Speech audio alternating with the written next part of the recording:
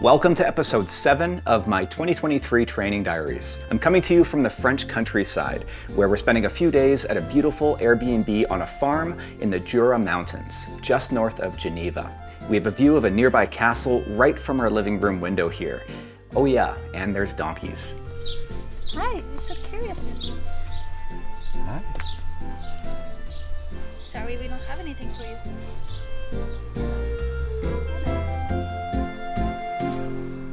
But in this episode, I'm going to talk about how my last week in England went, and more specifically, how I got around on the Bob Graham Round. And I won't bury the lead here, because if you follow me on Strava or really any of my social media channels, you'll likely know that I was successful in achieving my goal of a sub 22-hour finish. But it certainly was not easy, because after a couple of weeks of unusually dry and warm weather in northern England, the rain did eventually come. So I'll tell you more about my adventure on the Bob Graham Round, as well as what we got up to in the few days afterwards before we left England, including some of the sightseeing that we did around southern England, along with our very first park run, before finally showing you some more footage from the beautiful Jura Mountains here in France. You'll remember from the last episode that I'd spent the week leading up to my Bob Graham Round attempt in Keswick, right near the start-finish at Moot Hall. We spent most of Friday grocery shopping and doing food prep, and then Saturday I finished preparing my gear, and I tried to have a mid-afternoon nap, but I was pretty excited. Okay. That evening I had pizza for dinner and then headed to Moot Hall for around 7:30 to get ready to start at 8 p.m. on the dot. Well, it's 7:30, Saturday night, and we're just walking over to Moot Hall here for my 8 p.m. start. Pretty nervous, I've had a lot of nervous energy all day. Can't wait to get this adventure started. I appreciate everyone who came out to see me off. It made the start a lot of fun, especially our friends Ben and Sarah, who came all the way up from London to support me and to run part of the first leg with me up to Skiddaw.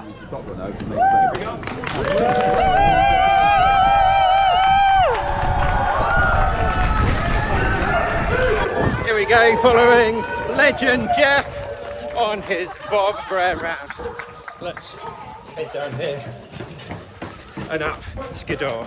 That first leg started off fairly uneventfully, and I managed to gain a couple of minutes on my target time, but the wind was ferocious. The rain did hold off for the most part though, so the scramble down Hall's Fell wasn't too bad. But at times, the gusts of wind would literally knock you off your feet, and my pacer Les and I would occasionally find ourselves bracing a rock to keep from falling over. Oh yeah, there you go. But we made it down safely to the first highway crossing at Threlkeld, where Audrey was waiting. You ready?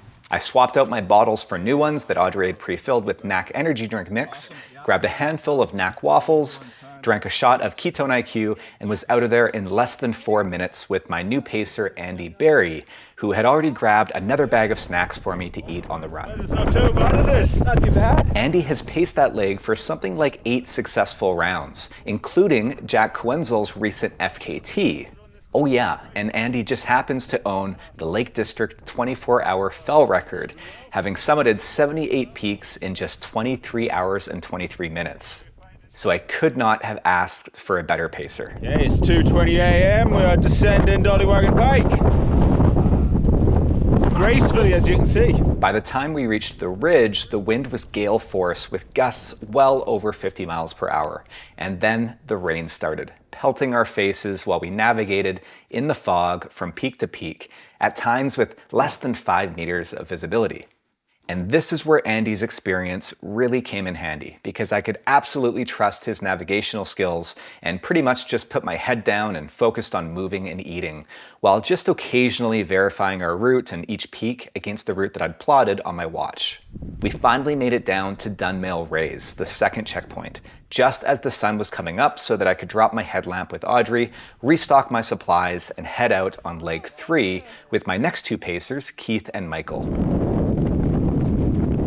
I'd managed to shave off a few more minutes on leg 2, as well as at that second checkpoint, so I was now 20 minutes up on roughly a 21-hour pace. So we're about halfway through the round for Jeff, just behind me there. Still moving well, nice and alert.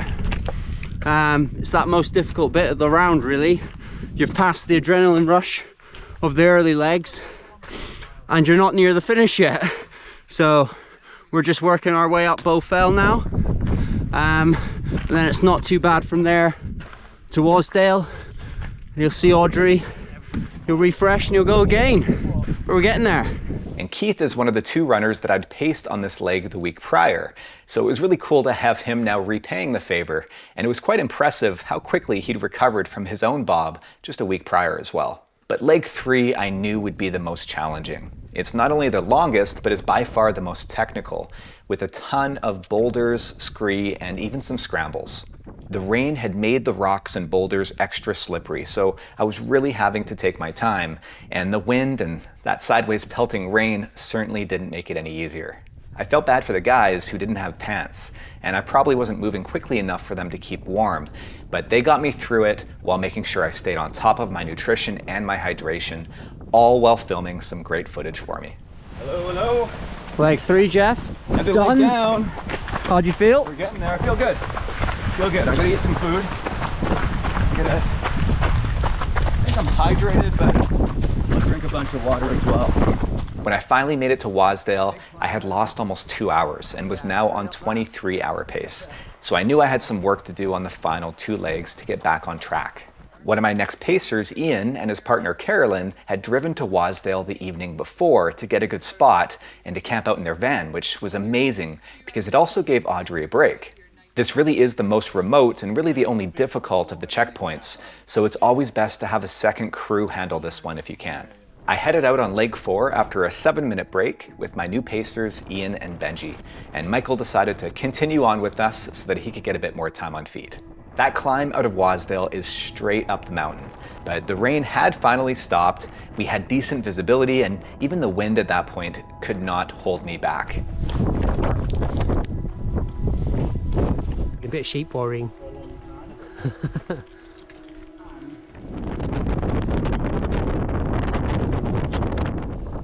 Okay, Paul. That's the next one. And they say that once you make it to Great Gable, you're pretty much home free. And I definitely could smell the barn at that point. I'd managed to gain momentum and to rally through the second half of that leg and made back 30 minutes on the time that I'd lost. I think we're expecting Jeff here in the next 30 to 45 minutes, hopefully. When I arrived at Honister Pass, the final checkpoint, I was ready for a strong finish. I was out of there in 4 minutes with my new pacers Duncan and Chris, who I'd recce'd this final leg with just 2 weeks before. So it was quite special to be able to relive this last leg with him as well.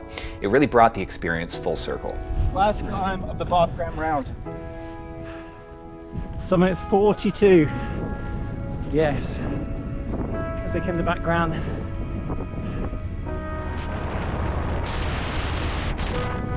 These guys did such an amazing job of pushing me, especially once we hit the road for that final 8-kilometer sprint to the finish. I made up another 30 minutes or so on the final leg, and I rolled into town and up to Moot Hall right on target, literally within seconds of my projected time of 5:57 p.m. for a sub 22-hour finish. Got all the right hand.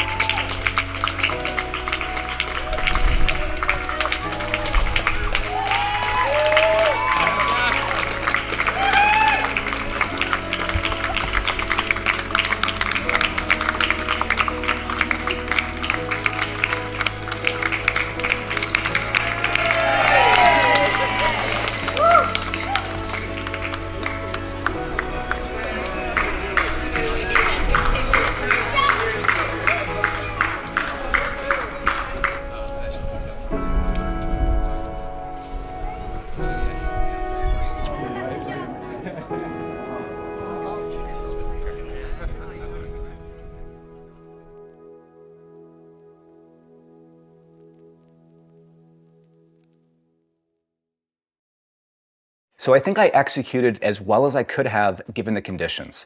The wind definitely made it more challenging, at least mentally, but it was really the rain that caused me to lose so much time on leg 3 because I couldn't confidently move and run nearly as quickly on that rocky terrain and over those boulders, which were pretty greasy from the rain. But I did do a good job on my hydration and my nutrition, which really that's going to make or break a run, an effort of this long. And the odd time that I did fall behind on eating, like whenever we were maybe just too busy navigating or the weather was just too horrible to want to try to eat, I did at least always have a slow drip of calories from that NAC drink mix in my bottles. And I must have eaten at least 20 NAC waffles, but I just never seemed to get sick of them, and they always seemed to go down really easily, even when I was having a hard time choking down my other more solid food, things like pretzels and chips. I can honestly say that I enjoyed pretty much every minute of it. And when the weather felt like it just couldn't get any worse, I would just laugh it off and know that it would ultimately make my success that much more rewarding. So thank you so much to my amazing team.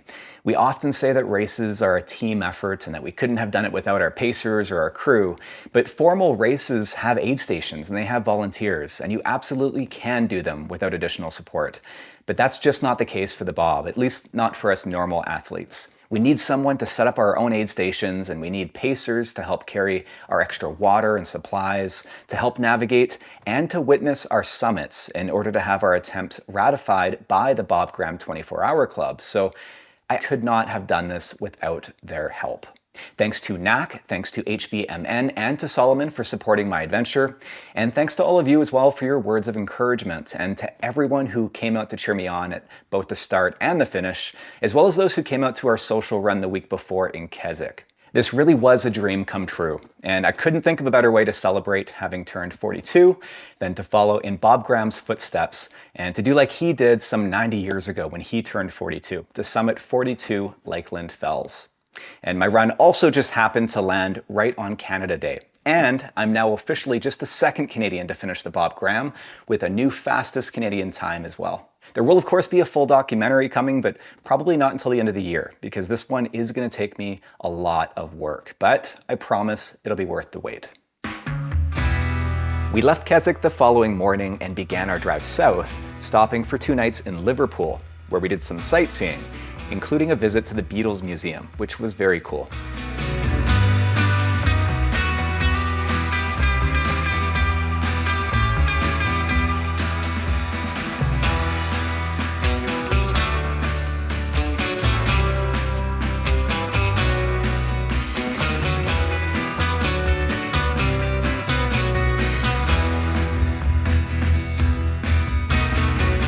We then continued on to Bath, a beautiful city and the only in the UK to have been designated a World Heritage Site in its entirety.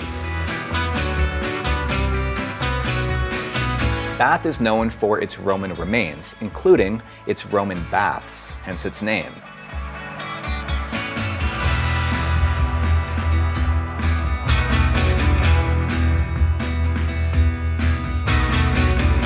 On our way out of the city, we stopped at Stonehenge, before arriving in London, where we'd spend our last few days in the country.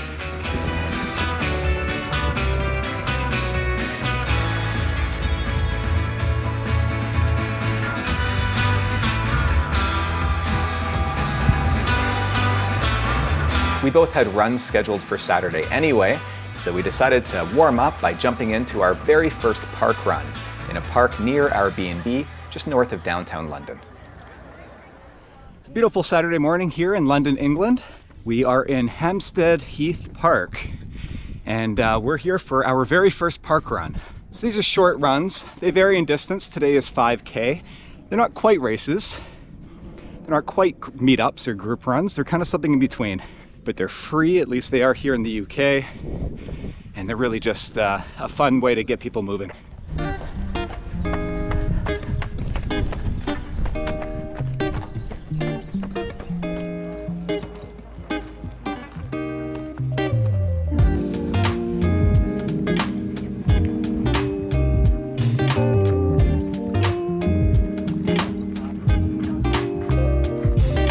It's a 2-lap course. We've got marshals all around the course who will be able to kind of point you kind of in the direction you need to go. Uh-oh. You'll be at the back of the pack.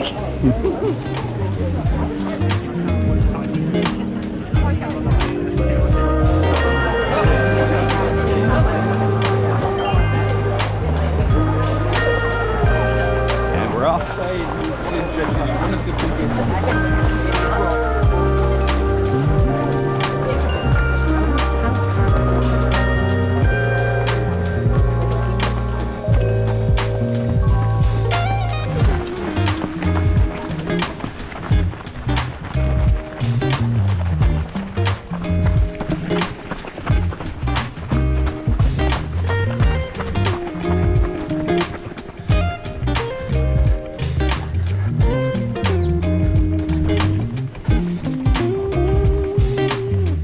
feel pretty good actually. Just a week out from the Bob. I feel pretty snappy. Didn't do a lot of running last weekend. It was mostly hiking, so that probably helps.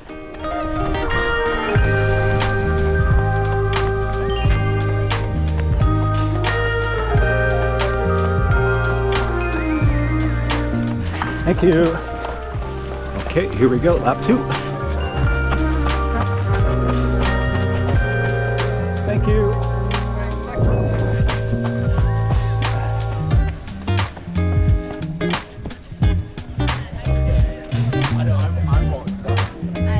Hi there. That was fun.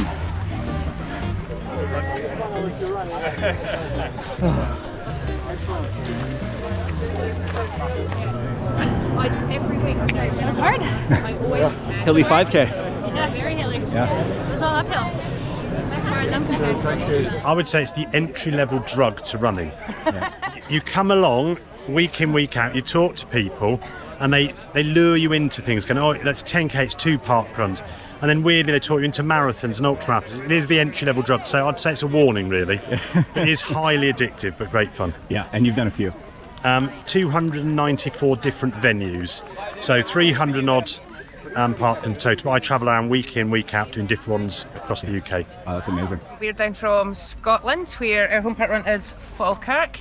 I'm trying to remember the history. Park run. First park run started in Bushy Park in London, so that's like the kind of the home of park run in 2000 and a while ago now. It's been going for years.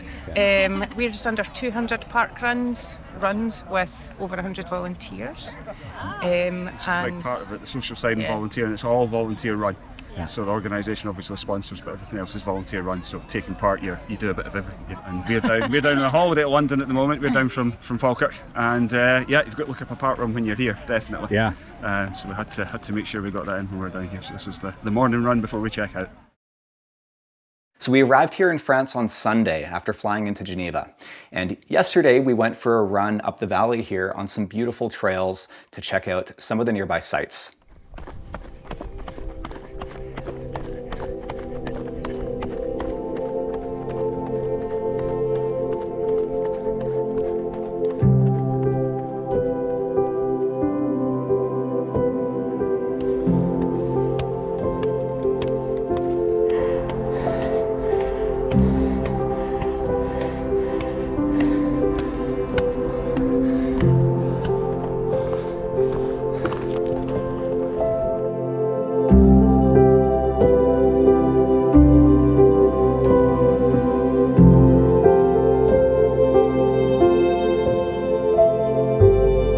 Our little 10K loop took us first up to a fort, where we had an amazing view of Le Château de Joux.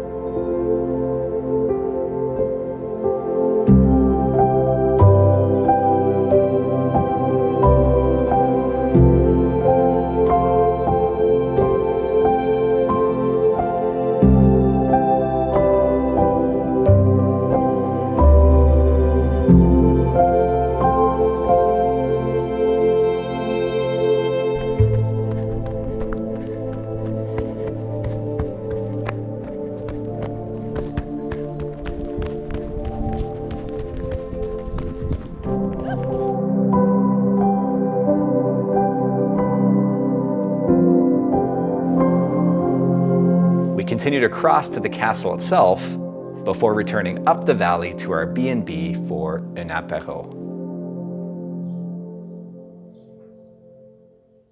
So this was just my third run since completing the Bob Graham Round just over a week ago.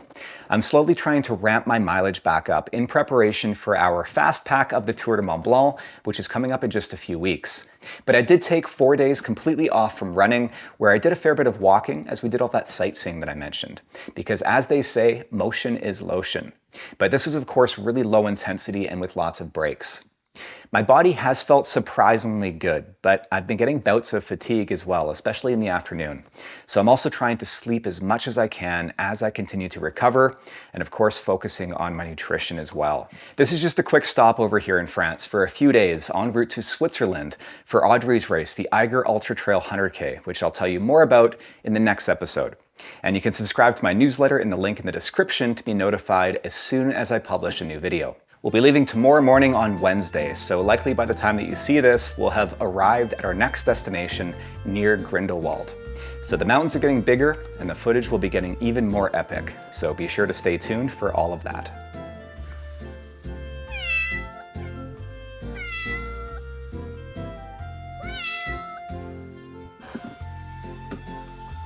Oh, hi.